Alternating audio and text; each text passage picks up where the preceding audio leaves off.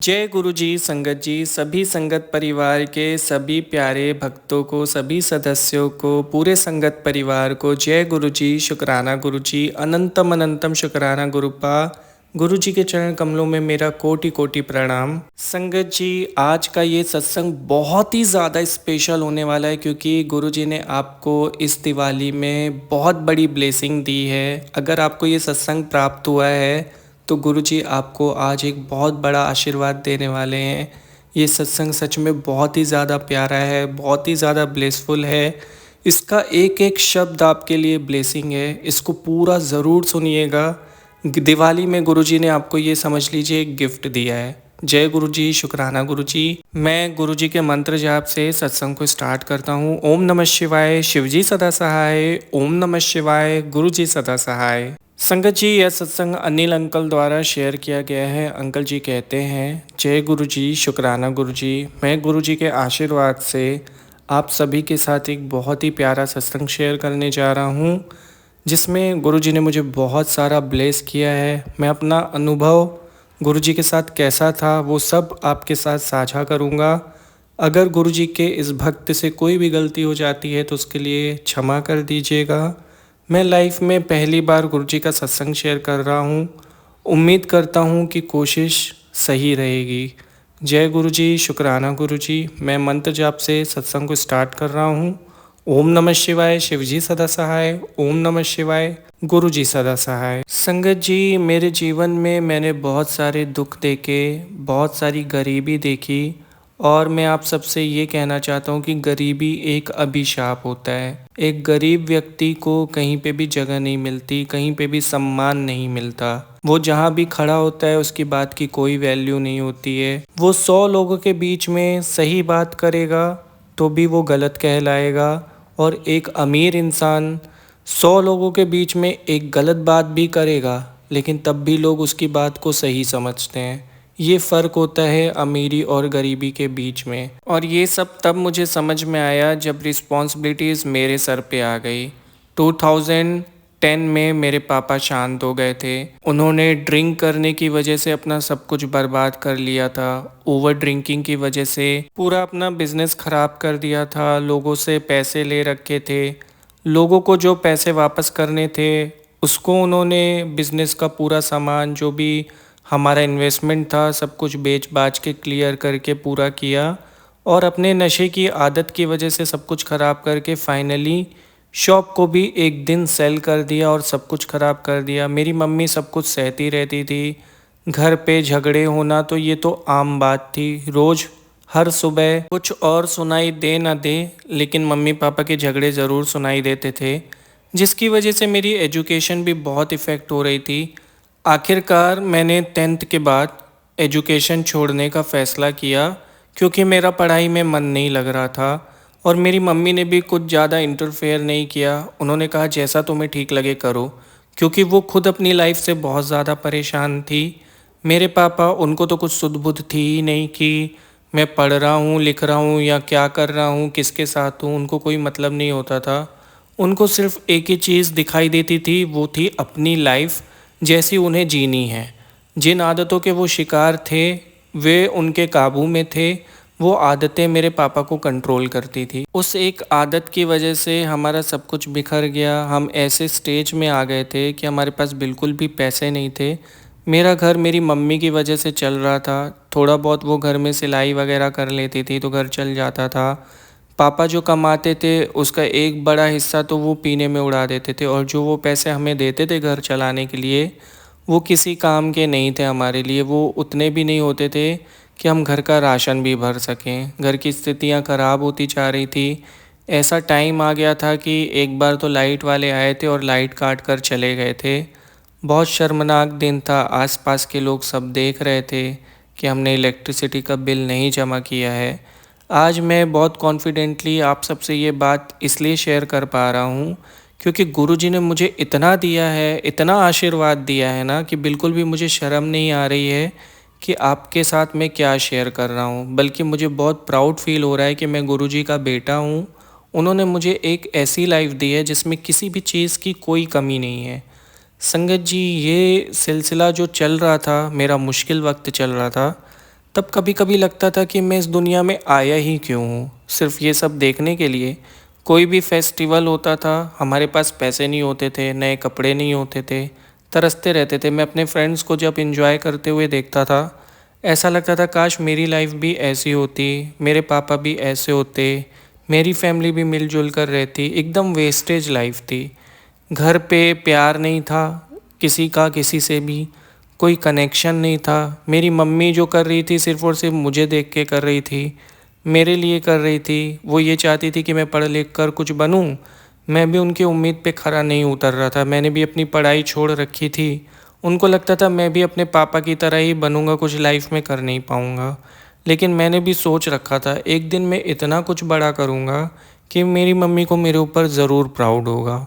संगत जी, मैंने अपनी स्टार्टिंग एक छोटे से किराना स्टोर से शुरू की थी। मैंने वहाँ पे जाके काम मांगा और मुझे एक किराना स्टोर में जॉब मिला। वहाँ पे मुझे बहुत कम सैलरी मिलती थी, बट मैं काम करना चाहता था, मैं पढ़ना नहीं चाहता था। क्योंकि मेरे अंदर एक आग लगी हुई थी कि मुझे भी पैसे कमाने हैं। तब मुझे ये नहीं समझ में आ रहा था कि अच्छे पैसे एजुकेटेड पर्सन कमा सकता है। ये कहीं कहीं पे सच भी है और कहीं कहीं पे झूठ भी। काफ़ी बार अगर आपका लक साथ दे जाए तो आप बिना पढ़ाई के भी बहुत कुछ कर लेते हो, या फिर गुरुजी अगर आपका साथ देते तो आप बिना पढ़ाई के बहुत कुछ कर सकते हो। क्योंकि अगर वो साथ हैं तो आप दुनिया में कोई भी काम कर सकते हो, सब कुछ पॉसिबल है। उसके लिए फिर एजुकेशन की कोई ज़रूरत नहीं है। संगत जी, किराना स्टोर में मैं काम करता था। 2010 की बात है। मेरे पापा को सीवियर हार्ट अटैक आया और वो नहीं बच पाए। ऑन द स्पॉट उनकी डेथ हो गई। मैं अपनी शॉप पे था, नौकरी करता था जहाँ पे। मेरा एक फ्रेंड आके मुझे ये न्यूज़ दिया। मैंने बिना अपने ऑनर को बताए तुरंत वहाँ पे स्लीपर पहनी और वहाँ से तुरंत भागा। जब मैं घर पे आया मैंने देखा मेरी मम्मी रो रही है, घर का माहौल ख़राब है। मुझे हल्का सा चक्कर आ गया, मैं स्थितियाँ संभाल नहीं पा रहा था। लेकिन किसी तरीके से सब चीज़ें संभली, सब कुछ हुआ जो कुछ होता है, अंतिम संस्कार वगैरह। बहुत दुखी था मन से। वैसे मुझे मेरे फादर से बहुत खुशियाँ नहीं मिली थी, लेकिन फादर फादर होते हैं कैसे भी हों, लेकिन वो मेरे पापा थे। बहुत दुखी था काफ़ी टाइम तक। जब मैं शॉप पे वापस गया 10 दिन के बाद, मेरे हस्बैंड ने मेरा कॉलर पकड़ लिया और उसने मुझसे कहा कि तुम ऐसे कैसे जा सकते हो शॉप से। उसने मुझसे बहुत बुरी तरीके से बात की। मैंने उससे कहा भी कि मेरे पापा एक्सपायर हो गए थे, मैं नहीं रुक सकता था। लेकिन उसने मेरी एक बात नहीं सुनी, बहुत गंदी तरीके से बात की। हर दुकानदार तो ऐसा नहीं होता है, लेकिन जिस दुकान पे मैं काम करता था उसने मुझसे बहुत मिसबिहेव किया था। उस दिन मुझे समझ में आया कि गरीब इंसान की वैल्यू क्या होती है। जिसके जेब में पैसे नहीं होते उसकी इज्जत क्या होती है, उसका सम्मान क्या होता है। उस दिन मेरा आत्मसम्मान लुट रहा था। उस दिन मैं पूरी तरीके से अंदर से टूट रहा था। और शायद ये ज़रूरी भी था, क्योंकि जब तक आप अंदर से जख्मी नहीं होते हो ना, तब तक आप कुछ बड़ा कर ही नहीं सकते। एक आग लगना बहुत ज़रूरी होती है, और वो आग उस दिन लगी थी जिस दिन उसने मेरा कॉलर पकड़ा था। मैं उसको कुछ नहीं बोल पा रहा था क्योंकि मेरी औकात नहीं थी बोलने की। जब आप सही भी होते हैं और अगर कोई आप पर अमीर इंसान अत्याचार कर रहा होता तो आप ये देख के चुप हो जाते हो कि क्या आप उसको बदले में जवाब दे पाओगे, उससे उलझ पाओगे। ये प्रॉब्लम था उस दिन मेरा, जिसकी वजह से मैं चुप था। वरना अगर मेरी कंडीशंस अच्छी होती और ऐसा कोई मेरे साथ कर देता तो मैं पता नहीं क्या कर बैठता। लेकिन ठीक है, उस दिन के बाद मैं उसकी शॉप पे कभी नहीं गया। मैंने दूसरी जगह पे काम करना स्टार्ट किया, सेम किराना शॉप पे। वहाँ के ऑनर काफ़ी अच्छे थे। इस बार मुझे सही जगह मिली थी। 2 साल मैंने वहाँ पे जॉब की। मैं और मेरी मदर जो भी कुछ कमाते थे उससे हमारा घर चल जाता था। लेकिन कोई प्रोग्रेस नहीं था। ना मेरे पास गाड़ी थी खुद की, ना अच्छा घर था। घर में अच्छी मेंटेनेंस नहीं थी। जैसे बारिश के मौसम पे घर में पानी चू रहा था तो हमारे पास बनवाने के लिए पैसे नहीं थे। हमने अपने रिश्तेदारों से मदद मांगी, किसी ने भी हमारी हेल्प नहीं की। तो उस टाइम पे एक चीज़ और सीखी मैंने कि जब मुश्किल वक्त होता है तो कोई काम नहीं आता। सब कहने के रिश्तेदार होते हैं, दोस्त यार सब कहने के लिए होते हैं। जब आप असली मुसीबत में होते हो ना तो सब सिर्फ पीछे हटते हैं, अपने कदम पीछे ले लेते हैं। कोई आपके साथ नहीं खड़ा होता। बड़ी बड़ी बातें सबकी पीछे हो जाती हैं, सब कुछ ख़त्म हो जाता है। कोई आपका साथ नहीं देता, उस कंडीशन में आपको खुद निपटना पड़ता है। मैंने अपने ऑनर से कुछ पैसे उधार लिए और फिर छत को रिपेयर कराया था, जिससे वो मेरे एक सैलरी का बहुत बड़ा हिस्सा काट लेता था, क्योंकि उसने मुझे उधार पैसे दिए थे। जैसा कि मैंने कहा, कोई किसी के लिए कुछ नहीं करता। मैं खुद वो पैसे चुका रहा था। अपनी प्रॉब्लम तो मैंने सॉल्व कर ली, लेकिन अब घर चलाने में दिक्कत हो रही थी और ये स्थितियाँ काफ़ी सालों तक चलती रही। हर चीज़ में कंप्रोमाइज़ होता था। कोई फेस्टिवल हो तो अच्छे कपड़े नहीं ले पाता था, गाड़ी नहीं थी, किसी का बर्थडे है तो वहाँ पे हम लोग नहीं जाते थे, ये सोच के कि उसको गिफ्ट देना पड़ेगा। ये सारी बातें हर किसी की लाइफ में होती है, लोग बोल नहीं पाते, पर मैं ये चाहता हूँ कि आज मैं आप सबसे अपनी लाइफ का हर एक पल शेयर करूँ। जो चेंज हुआ है सिर्फ़ और सिर्फ गुरुजी की वजह से, गुरुजी का आशीर्वाद है, उनकी ब्लेसिंग है। मैं बहुत प्राउड फील कर रहा हूँ कि आज उनकी वजह से मैं आप सबसे ये बातें कह पा रहा हूँ। मुसीबतें तो लाइफ में आती जाती रहती हैं, लेकिन पैसे वो चीज़ होते हैं जिससे हर मुसीबत को झेला जा सकता है, उससे निपटा जा सकता है। जिसके पास पैसे नहीं होते ना, उसके मन में एक अजीब सा डर होता है। जो गरीब होता है ना, वो डर डर के जीता है कि कहीं मैंने इसको ये बोल दिया तो ये तो नहीं हो जाएगा, आज मैंने ज़्यादा पैसे खर्च कर दिए तो कल मुझे प्रॉब्लम तो नहीं हो जाएगी, आज मैं खड़े होके कहीं पे 10 रुपए की कोई चीज़ खा लिया तो कल घर के खर्चों में दिक्कत तो नहीं होगी। हर गरीब इंसान ऐसा सोचता है, पर वो बाहर से जाहिर नहीं कर पाता, क्योंकि गरीब इंसान का भी एक आत्मसम्मान होता है। वो ये सोच के भी डरता है कि अगर मैं ये बात किसी से कहूँगा, अपनी कंडीशन किसी को बताऊँगा, तो कहीं वो मुझसे दोस्ती ना तोड़ दे, रिलेशन ना ख़त्म कर दे। एक गरीब इंसान की यही स्थिति होती है, गरीबी किसी के पास नहीं होनी चाहिए। मैं आगे सत्संग को बढ़ाने से पहले बीच में गुरुजी से एक अरदास कर रहा हूँ, जो भी व्यक्ति पैसे की तंगी से परेशान है, गुरुजी प्लीज़ आप उसको ब्लेस कर दीजिए, उसको बुरे दिन मत दिखाना। वो भी आपके बच्चे हैं, उनको प्लीज़ ब्लेस करना, उनको इतना देना कि उनको किसी का कभी लाइफ में मोहताज ना रहना पड़े, बुरे दिन ना देखने पड़े। गुरुजी आपसे यही प्रार्थना है। तो संगत जी, लाइफ इस कदर कुछ कट रही थी। एक बार क्या हुआ, मेरी मम्मी की तबीयत बहुत ज़्यादा ख़राब हो गई। मैं उनको गवर्नमेंट हॉस्पिटल लेके गया, लेकिन वहाँ पे अच्छे से ट्रीटमेंट नहीं मिल रहा था, तो मैं उनको प्राइवेट हॉस्पिटल में लेके गया। प्राइवेट हॉस्पिटल में घुसते ही उन्होंने काउंटर में कुछ पैसे जमा करने के लिए कहा, जो रकम मेरे पास बिल्कुल भी नहीं थी। मैंने उनसे कहा कि प्लीज़ आप ट्रीटमेंट कर दीजिए। मैंने वहाँ पे बहुत हाथ पैर जोड़े, उन्होंने नहीं माना। उन्होंने कहा पहले पैसे लेके आओ, फिर हम एडमिट करेंगे। और हर हॉस्पिटल का रूल तो यही होता है, जनरल है। किसी भी प्राइवेट हॉस्पिटल में जाओ यही होता है। गलती उनकी नहीं है, गलती हमारी है कि हमारे पास पैसे नहीं है। उनकी क्या गलती है, उनका तो रूल है। अगर एक रिच पीपल भी जाएगा तो वो उसको भी यही बोलते। वो तो भेदभाव नहीं कर रहे थे। मैं तो ये कहता हूँ कि हर इंसान के पास इतने पैसे होने चाहिए कि वो अपने परिवार वालों का ख्याल रख सके, उनको अच्छी लाइफस्टाइल दे सके। अब हम गरीब है तो इसमें सामने वाले का प्रॉब्लम क्या है। तो मैंने उस कंडीशन को समझा, मैंने बहुत हाथ पैर जोड़े, फिर से उन्होंने नहीं माने। मैं तुरंत अपने सेठ के पास गया, क्योंकि वो एक अच्छा और भला व्यक्ति था। उसने मुझे पैसे दे दिए। उसने सोचा कि किसी की तबीयत ख़राब है और देने चाहिए, लेकिन हुआ यूँ कि मेरी मम्मी की ठीक भी हो गई, सब कुछ बढ़िया हो गया। लेकिन हुआ यूँ कि अब मेरी जो पूरी सैलरी थी वो पूरी लोन में चली जा रही थी। जो पैसे मैंने उनसे लिए हुए थे उसमें कट जा रही थी, और मैं उनको धोखा भी नहीं दे सकता था, क्योंकि कुछ हो ना हो मेरी मम्मी ने एक चीज़ मुझे सिखाई थी कि कभी किसी को धोखा मत देना। मैं चाहता तो उनकी दुकान छोड़ देता, लेकिन मुझे उनके पैसे चुकाने थे, क्योंकि मेरे मन में आग थी कि मुझे बड़ा आदमी बनना है। और कहते हैं कि जिसके दिल में आग होती है, गुरुजी किस्मत में पहले ही उसके लिख चुके होते हैं। हम भले उनसे देर से मिले, अभी मैं गुरुजी से मिला नहीं था, लेकिन कहीं ना कहीं से वो मुझे ब्लेस ज़रूर कर रहे थे कि ये संस्कार मेरे अंदर आ रहे थे कि मुझे किसी को धोखा नहीं देना। काफ़ी टाइम तक ये चलता रहा, किसी तरीके से हम गुजारा कर रहे थे। कई कई बार संगत जी खुल के बोलूँ तो एक टाइम का खाना भी नसीब नहीं हो रहा था। कभी कभी ऐसे दिन भी देखे हैं कि सोचता हूँ तो आंखों में पानी आ जाता है कि यार आज इतना कुछ है हमारे पास, किसी चीज़ की कमी नहीं है। कभी ऐसा टाइम था कि खाने के लिए भी नहीं था। तो बहुत परेशानी वाला वक्त देखते हुए लाइफ गुजारी, बहुत मुश्किलें देखी।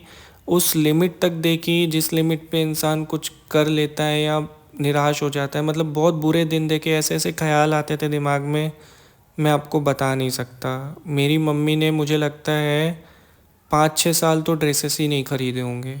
आई कैन फील इट कि वो कभी शॉपिंग नहीं करती थी। जितना मुझे याद है कभी मैंने उनको नहीं देखा कि वो कहीं बाहर गई हो कुछ खरीदने के लिए, कुछ उन्होंने शॉपिंग कर ली हो।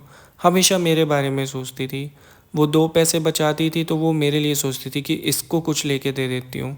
बचपना था, बचपन में भी उन्होंने मुझे किसी चीज़ की कमी नहीं होने दी, बाद में भी नहीं होने दी, क्योंकि जितना मेरी मम्मी के पास था ना, उससे 100 करोड़ गुना ज़्यादा उन्होंने मेरे लिए किया। मतलब ना होते हुए भी मुझे उन्होंने ऐसे पाला। I proud of my self कि मैं उस माँ का बेटा हूँ जिसने खुद नहीं खाया मुझे खिलाया, खुद नहीं पहना लेकिन मुझे पहनाया, खुद नहीं सोई लेकिन मुझे सुलाया, और कभी मुझे किसी चीज़ की कमी नहीं होने दी। संगत जी, माँ वो भगवान होती है जो खुद दर्द में रह के अपने बच्चों को पालती है। उन्होंने मुझे सब कुछ दिया है। आज जो कुछ हूँ मैं उनकी वजह से हूँ और गुरुजी के आशीर्वाद से हूँ। मेरी जर्नी गुरुजी के साथ उस दिन स्टार्ट हुई जब मैं अपने बिज़नेस करने के लिए सोच रहा था। एक दिन एक व्यक्ति मेरी शॉप पे आया। उसकी गाड़ी में बहुत सारे पैकेट्स टंगे हुए थे नमकीन के। वो मेरी दुकान में नमकीन की सप्लाई करता था। मैंने उससे पूछा कि भैया आप दिन भर घूमते रहते हो धूप में, आप कितना कमा लेते हो? तो उसने मुझे जो रकम बताई उससे मेरे होश उड़ गए। मैं सोचा कि अरे यार, हम शॉप पे रह के इतनी इनकम नहीं करते जितना ये घूम घूम के कमा लेता है। तो मैंने फ़ैसला किया कि एक बार तो इनसे मिल के मैं इनसे ज़रूर मतलब सीखूँगा, बात करूँगा। मैंने उनका नंबर ले लिया और जैसे ही मेरी शॉप बंद हुई मैंने उनको कॉल किया और उनसे मिलने के लिए उनसे निवेदन किया, और वो तैयार भी हो गए। अगले दिन वो जब मुझसे मिले उन्होंने मुझे बताया कि कारखाना होता है, वहाँ पे नमकीन बनती है, फिर हम उसको पैक करते हैं और जगह जगह पे सप्लाई करते हैं। तो मैंने पूछा कि ये सब काम करने में कितना पैसा लगता है? तो जब उन्होंने मुझे रकम बताई इन्वेस्टमेंट की तो बस वहाँ पे मेरा फुल स्टॉप लग गया, क्योंकि वो पैसे तो बिल्कुल मैं अरेंज नहीं कर सकता था। मेरे घर के खर्चे ही बहुत मुश्किल से चल रहे थे और इतना बड़ा बिजनेस करना तो मेरे बस की बात ही नहीं थी उस समय पे। तो मैं अपनी नौकरी में कंटिन्यू था। 2 महीने बाद वो फिर से आए। उन्होंने दुकान में सेठ के सामने ही मुझे कह दिया कि बेटा तुमने क्या सोचा, क्या तुम अपना बिजनेस करोगे? तो मेरे सेठ ने पूछा क्या क्या कौन सा बिजनेस, ऐसे क्वेश्चंस करने लगे। तो उन्होंने हमारी मीटिंग के बारे में उनको बता दिया, जबकि उनको नहीं बताना था। और इसमें मेरी गलती है, मैंने उनको मना भी नहीं किया था। मुझे लगा कि कैजुअली वो क्या ही बताएंगे, लेकिन उन्होंने बता दिया। वो बहुत गुस्से से मुझे देख रहे थे। उन्होंने कहा कि 2 महीने बाद तुम्हारा हिसाब किताब कर लेना और तुम्हारे पैसे भी चुकता हो जाएंगे, और अब तुम मेरी शॉप पे मत आना 2 महीने के बाद। 2 महीने बाद तुम अपना कहीं और इंतज़ाम कर लो।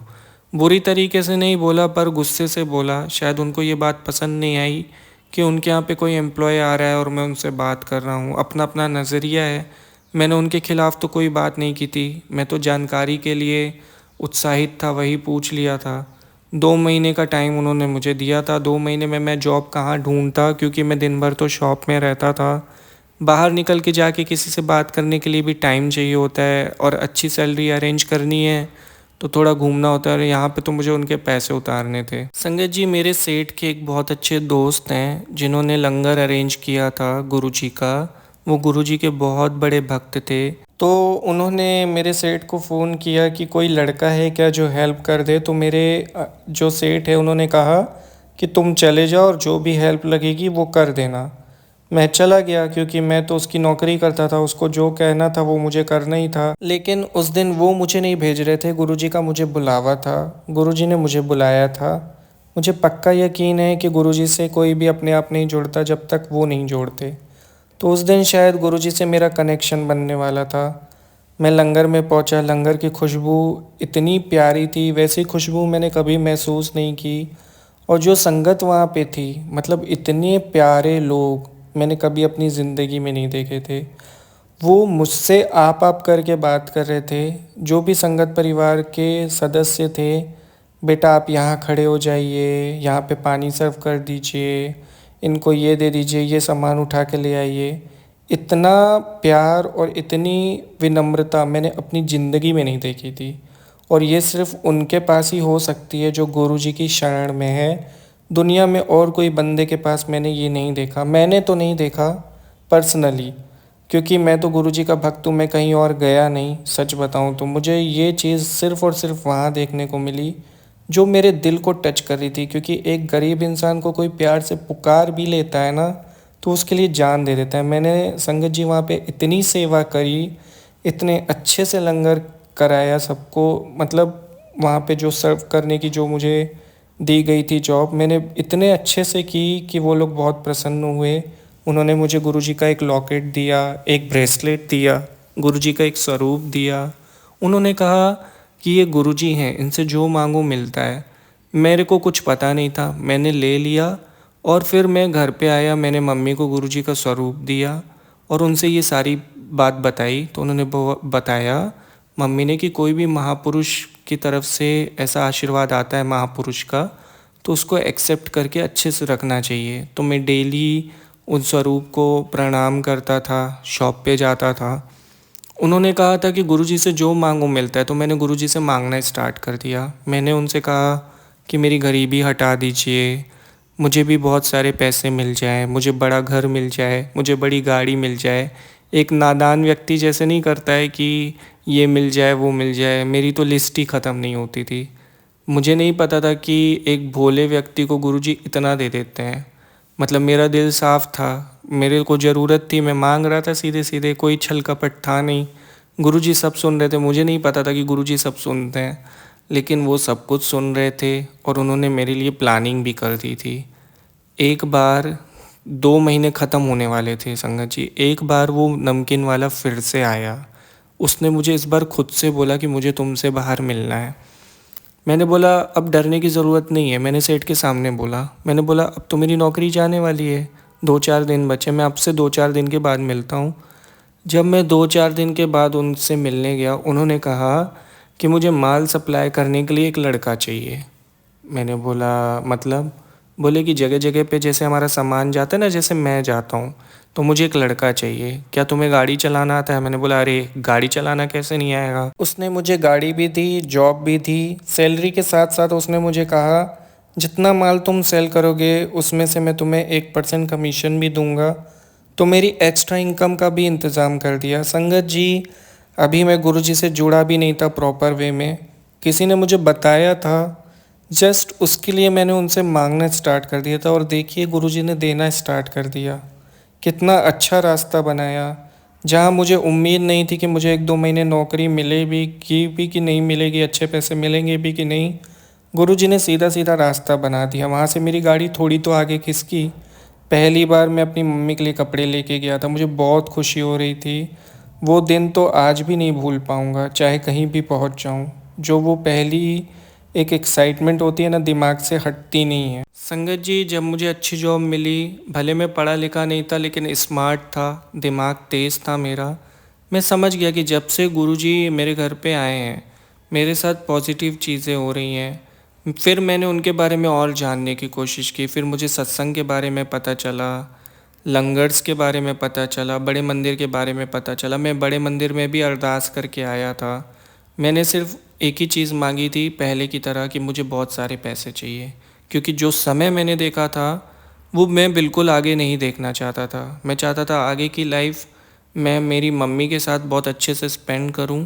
मुझे पैसे चाहिए थे और हर किसी को चाहिए होते हैं, कोई खुल के नहीं बोलता, लेकिन मैं जानता हूँ कि जो भी लोग अरदास करने जाते हैं या तो फिर वो अच्छी हेल्थ मांगते हैं या फिर अच्छा बिजनेस मांगते हैं, और इसमें बुराई नहीं है। गुरुजी हमारे परम पिता हैं, वो शिव स्वरूप परमात्मा है, और हम भगवान से नहीं मांगेंगे, अपने पिता से नहीं मांगेंगे तो किससे मांगेंगे। मैं तो कहता हूँ हर किसी को खुल के मांगना चाहिए, क्योंकि मांगोगे नहीं तो मिलेगा कैसे।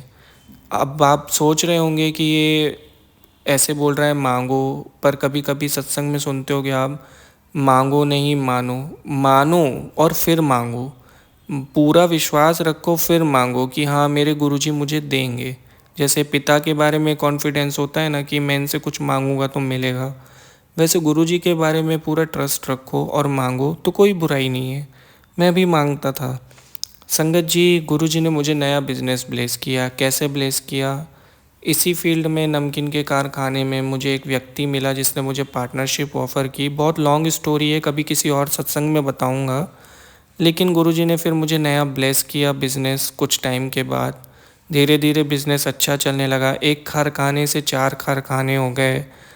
चारों कारखानों में मेरी उनके साथ पार्टनरशिप तो है, लेकिन हम दोनों इतना अच्छा पैसा बनाते हैं कि हमारी लाइफ में सब कुछ है। एक अच्छा खासा घर है, ठीक ठाक गाड़ी है, बहुत अच्छी नहीं है, लेकिन जहाँ मेरे पास कुछ भी नहीं था उसके सामने तो बहुत अच्छी है। अच्छे से लाइफ कट रही है। अभी शादी की बातें चल रही है। उम्र थोड़ी ज़्यादा हो गई है, लेकिन ठीक है। पैसे नहीं थे तो मैं नहीं चाहता था कि कोई लड़की आए और मेरे साथ बुरे दिन देखे। तो अब हम लोग ढूंढ रहे हैं। होप सो गुरुजी वो भी कुछ सोच के रखे होंगे मेरे लिए। अब तो मैं सब कुछ उन पे छोड़ देता हूँ।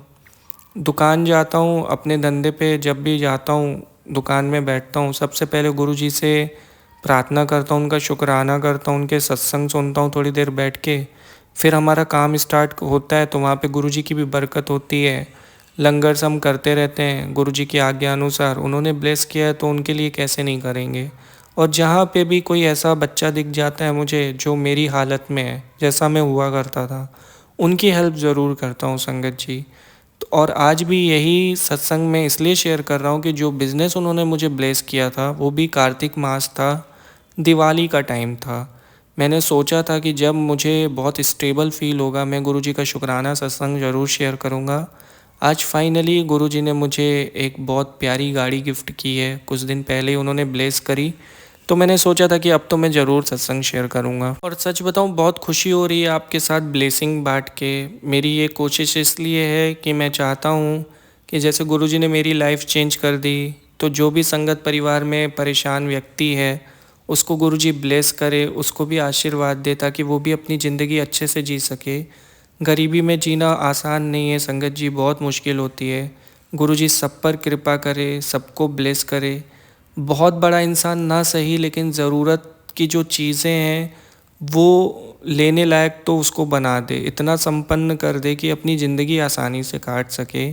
गुरुजी से मैं हाथ जोड़ के प्रार्थना करता हूँ कि वो सभी को ब्लेस करे। गुरुजी का अनंतम अनंतम कोटि कोटि लख लख बार शुक्राना कि उन्होंने मेरे समय को बदल दिया, मेरे हालात को बदल दिया, मुझे एक न्यू लाइफ दे दी। जितना शुक्राना करूँ कम पड़ जाएगा, पर हमेशा कोशिश रहेगी कि किसी के लिए कुछ अच्छा कर सकूं।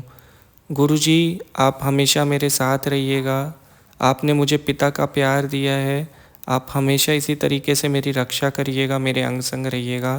आपका लख लख बार शुक्राना, कोटि कोटि शुक्राना। संगत जी, मैं अपने सत्संग को विराम देता हूँ ये कहते हुए कि अगर कोई गलती हो गई हो तो इस सेवक का आपको हाथ जोड़ के नमस्कार है और माफ़ी है। माफ़ कर दीजिएगा अगर कोई गलती हो गई हो। जय गुरु जी, शुक्राना गुरु जी। ओम नमः शिवाय। शिव जी सदा सहाय। ओम नमः शिवाय। गुरु जी सदा सहाय। अंकल जी, बहुत ही प्यारा सत्संग था और ये एक बहुत ही इम्पोर्टेंट ब्लेसिंग शेयर किया आपने। बहुत बहुत शुक्रिया। अगर कोई गलती हो गई हो आपका सत्संग सुनाने में तो माफ़ कर दीजिएगा। जय गुरु जी, शुक्राना गुरु जी। संगत जी, यदि आप भी अपना सत्संग शेयर करना चाहते हैं, डिस्क्रिप्शन में मेल आईडी वहाँ लिख कर भेज दीजिए।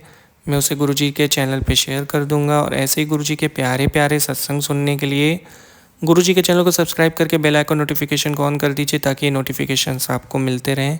जय गुरुजी, शुक्राना गुरुजी।